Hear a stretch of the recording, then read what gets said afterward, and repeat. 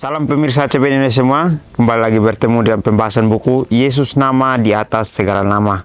Buku ini diambil dari tulisan Nyonya Ellen G. White. Dalam tulisan ini juga mengatakan bahwa Yesus adalah Alfa dan Omega, pencipta langit dan bumi, pemberi setiap pemberian yang baik dan sempurna, dan pemikul besar beban kita. Kepada orang-orang yang bimbang di antara kita, dia menuliskan tentang seorang yang merupakan pusat daya tarik yang agung itu. Kepada mereka yang hancur oleh dosa, dia menawarkan juru selamat yang sempurna, perantara yang agung, perantara yang maha kuasa, dan kapten keselamatan kita.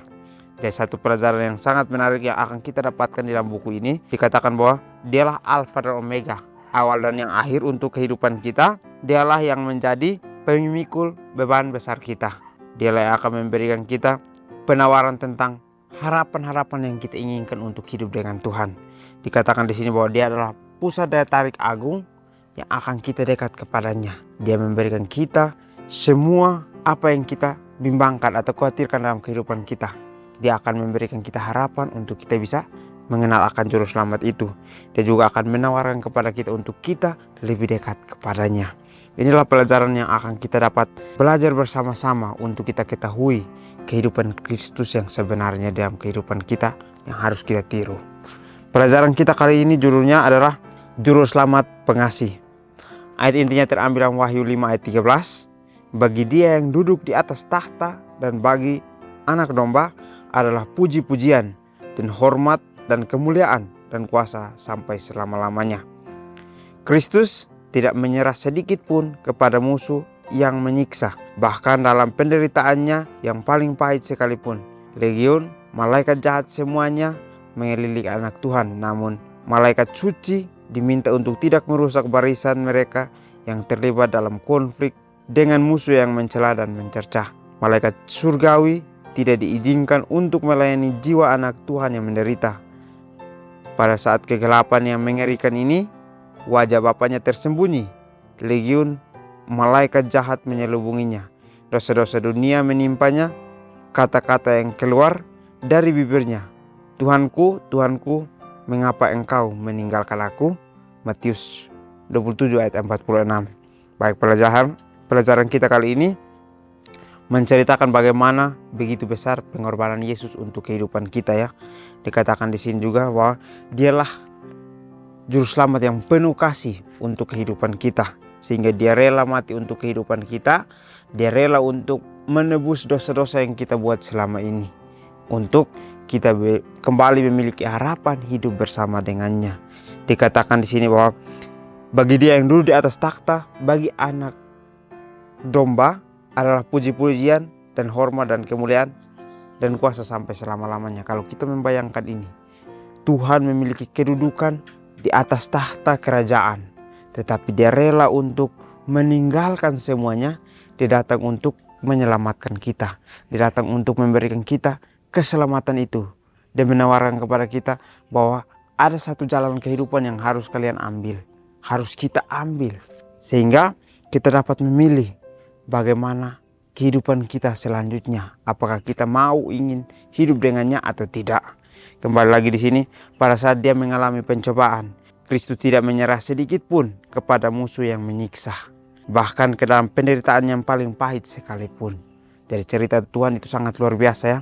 Dia memberikan kita kekuatan bahwa meskipun dalam pencobaan yang dialami, dia tidak akan menyerah.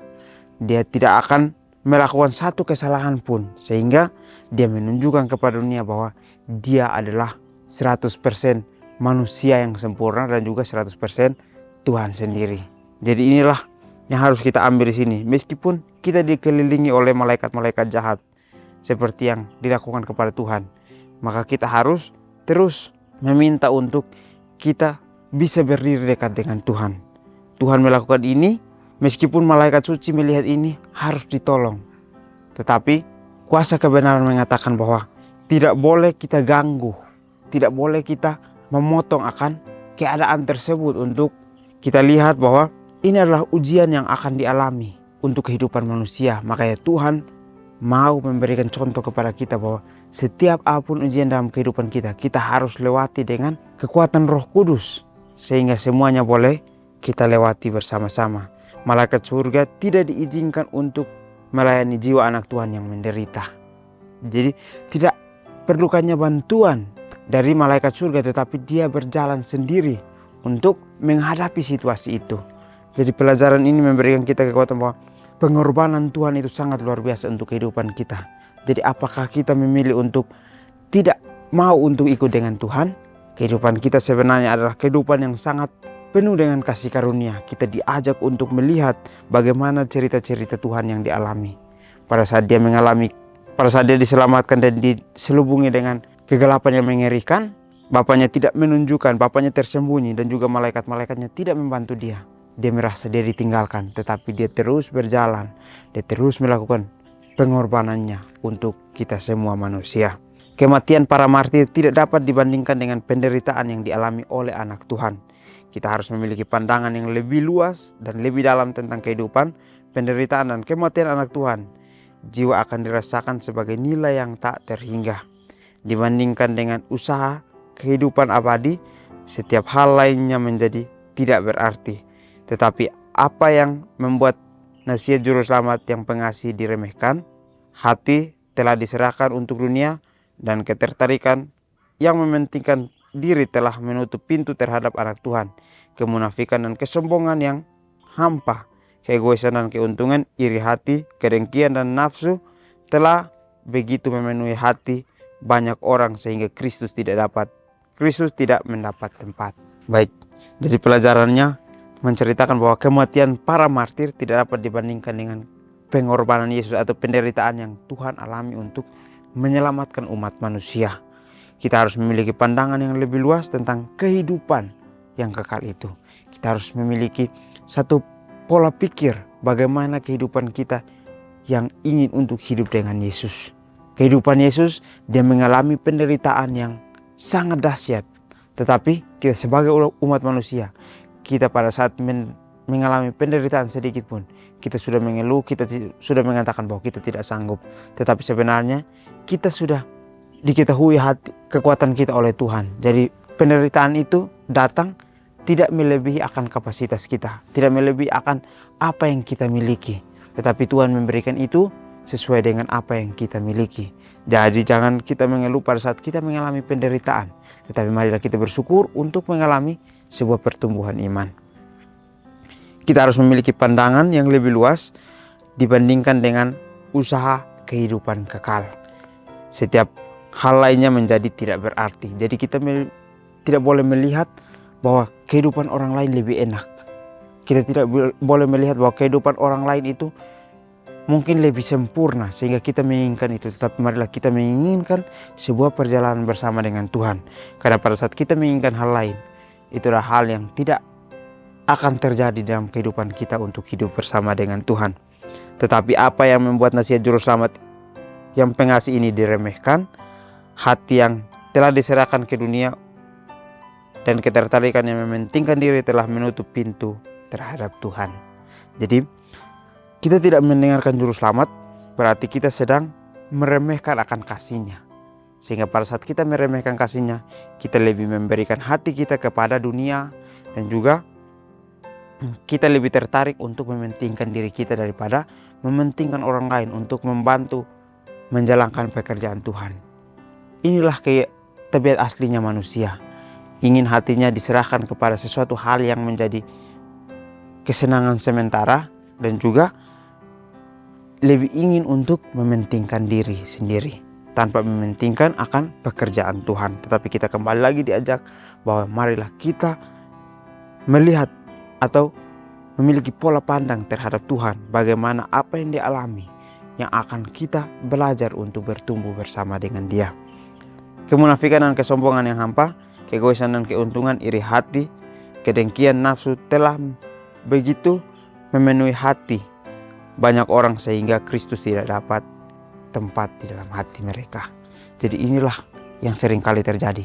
Orang yang mementingkan diri, orang yang menyerahkan hatinya kepada dunia, maka dia seringkali akan mementingkan dirinya. Dia membuat dirinya yang paling utama, sehingga Tuhan tidak memiliki tempat untuk masuk, karena semuanya sudah diisi dengan kesombongan, iri hati, kedengkian, dan juga kemunafikan serta nafsu yang sudah melebihi kapasitas. sehingga Tuhan tidak memiliki tempat untuk mengisi akan hatinya, sehingga kehidupannya itu setiap hari akan menjadi lebih jahat. Dia kaya di dalam kekekalan, namun demi kita dia menjadi miskin, agar kita melihat melalui kemiskinannya dapat dijadikan kaya. Dia diselubungi cahaya dan kemuliaan dan dikelilingi oleh bala tentara malaikat surgawi yang menunggu untuk siap melaksanakan perintahnya. Namun dia mengenakan sifat kita dan datang untuk tinggal di antara manusia yang berdosa. Inilah kasih yang tidak bisa diungkapkan oleh bahasa apapun. Itu melampaui pengetahuan betapa besarnya misteri kesalehan itu. Jiwa kita seharusnya digembirakan, diangkat dan dihibur dengan tema kasih Bapa dan Anak kepada umat manusia. Para pengikut Kristus di sini harus belajar untuk merenungkan kasih yang misterius itu pada tingkat tertentu sebagai persiapan untuk bergabung dengan semua orang yang ditebus dalam menyatakan bagi Dia yang duduk di atas tahta dan bagi Anak Domba adalah puji-pujian dan hormat dan kemuliaan dan kuasa sampai selama-lamanya. Testimony for the Church, volume 2, halaman 214 dan 215. Baik, di akhir pelajaran kita dikatakan bahwa Tuhan Dia adalah kaya dalam kekekalan, tetapi Dia mengambil rupa manusia sebagai yang miskin untuk menceritakan kepada kita suatu kehidupan yang sebenarnya, untuk kita jadikan kehidupan kemiskinannya itu menjadi kaya. Karena seringkali umat manusia tidak pernah memikirkan sesuatu hal yang menjadi pusat daya tarik itu. Jadi dengan kemiskinannya dia datang untuk memberikan kita pelayanan-pelayanan yang harus kita dapat meniru itu, sehingga menjadi kaya akan pengetahuan kita tentang kebenaran itu. Diselubungi dengan cahaya dan kemuliaan, dikelilingi oleh bala tentara surga yang menunggu siap untuk diperintahkan. Jadi Tuhan sangat luar biasa ya. Dia sudah memiliki kedudukan, dia sebagai raja. Dia sudah memiliki cahaya dan kemuliaan. Dia juga sudah memiliki pasukan, tetapi pasukannya sudah siap untuk diperintahkan, tetapi dia mengambil rupa sebagai seorang manusia, datang hidup dengan kita untuk bisa menjadi penyelamat kita. Tanpa adanya suruhan, tetapi dia datang untuk menjalani misinya sebagai penolong atau pengasuh kepada kehidupan kita masing-masing. Betapa besar misteri kesalehan itu. Jadi kalau kita bayangkan itu, mungkin kita secara manusia kita berpikir bahwa Tuhan itu sangat luar biasa saja. Tetapi sebenarnya pengorbanan itu melebihi apa yang kita bayangkan itu. Jiwa kita seharusnya bergembira, diangkat dan dihibur dengan tema kasih Bapa dan Anak kepada umat manusia. Biasanya kita bersyukur kita masih diberikan kesempatan untuk kita belajar bagaimana untuk kita mengenal Kristus lebih dalam. Kita mengenal Kristus sebagai pengasih yang sempurna untuk kehidupan kita, yang tidak henti-hentinya dia memberikan kasihnya kepada kita untuk kita dapat belajar. Dan juga di sini bahwa para pengikut Kristus di sini harus belajar untuk merenungkan kasih yang misterius itu pada tingkat tertentu sebagai persiapan untuk bergabung dengan semua orang yang ditebus dalam menyatakan bagi Dia yang duduk di atas tahta dan bagi Anak Domba adalah puji-pujian dan hormat dan kemuliaan dan kuasa sampai selama-lamanya. Inilah yang harus kita renungkan. Dikatakan di sini ya, dikatakan bahwa kita harus merenungkan kasih yang misterius itu untuk kita belajar mengenal akan Tuhan itu. Jadi di sini dikatakan juga di dalam renungkan lebih dalam. Kapankah saya menyisihkan waktu untuk merenungkan kehidupan dan kematian Kristus? Ini adalah pertanyaan untuk kita masing-masing. Kita yang dapat bisa menjawabnya, kapan waktu yang tepat untuk kita bisa merenungkan akan waktu dan kehidupan Kristus itu. Jadi mungkin ini saja pelajaran yang dapat kita bahas, biar kita semua dapat bertumbuh sesuai dengan iman dan harapan kita masing-masing. Kiranya Tuhan Yesus memberkati kita semua.